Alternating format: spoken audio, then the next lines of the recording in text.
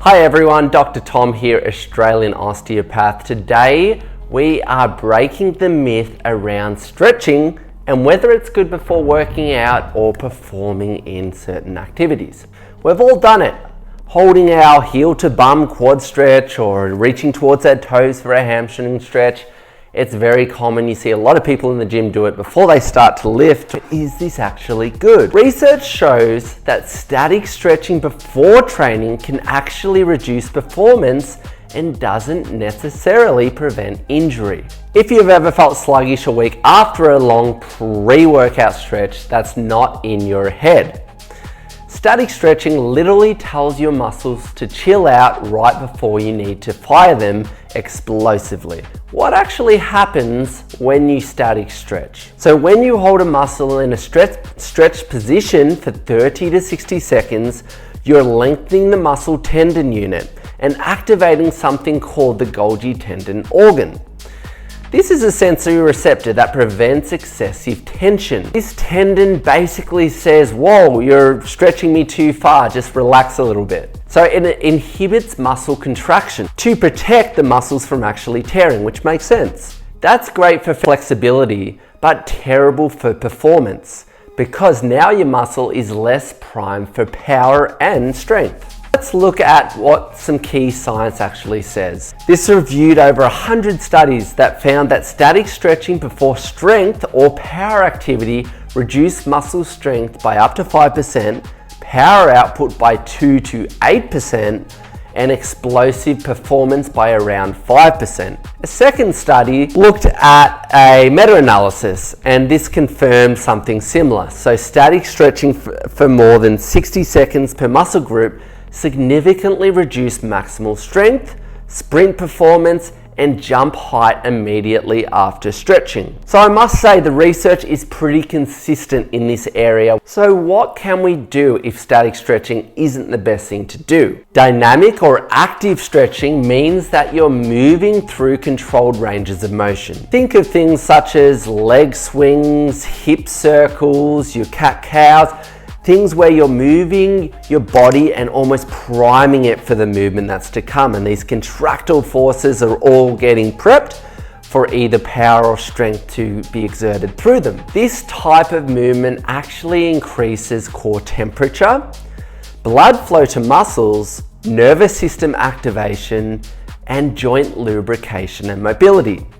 So basically it's like waking the body up, telling it, hey, we're ready to start movement. Physiologically, dynamic stretching improves the rate of force development and neuromuscular readiness, which means your muscles fire faster and more efficiently. One 2018 study in the Journal of Strength and Conditioning Research showed that athletes who did dynamic stretching before sprinting had significantly higher acceleration and better jump performance than those who did static stretching. So how would I recommend you guys warm up before you do your gym routines or whether you're performing in some sporting event? Step one, start with blood flow. So anything that, if it's walking, if it's a light jog, if it's some spin bike, some light movement, anything to get the blood flow moving through your entire body, or more specifically, the joints and limbs that you are about to be using. Step two would be dynamic mobility.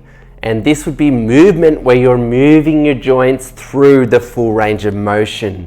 We're not just statically holding a chest stretch, you're moving it through, which is increasing the blood flow, prepping the body for movement, and getting that neuromuscular readiness intact. And step three can be activation drills. So this is where we're really breaking down, we're turning on our stabiliser muscles that we may need for whatever activity we're about to do. And then four, this is right before performance, you would be building up that intensity.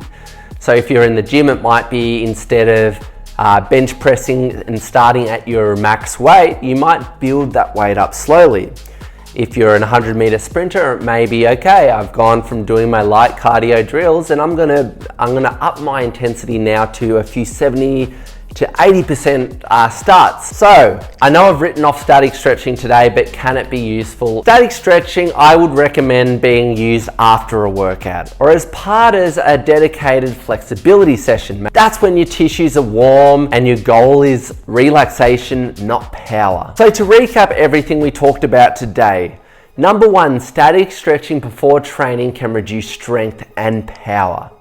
Number two, dynamic stretching wakes your body up, boosts your blood flow, and enhances performance. So dynamic stretching is the one we want to do before activity. Use static stretching after activity. No, it is not always bad. We can use static stretching. It helps to relax and it can give us improved mobility. If you are unsure on what you should be doing before you warm up, I have a lot of different mobility videos you can add into your routines. These are follow along mobility routines. I'll link them above.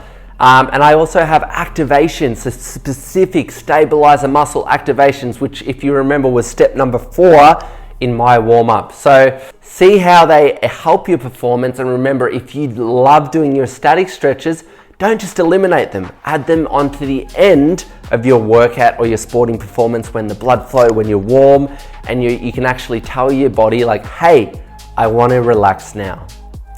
I hope this video was beneficial. You learned something new. Be sure to check out all the other great ones we have catered for you guys. Enjoy.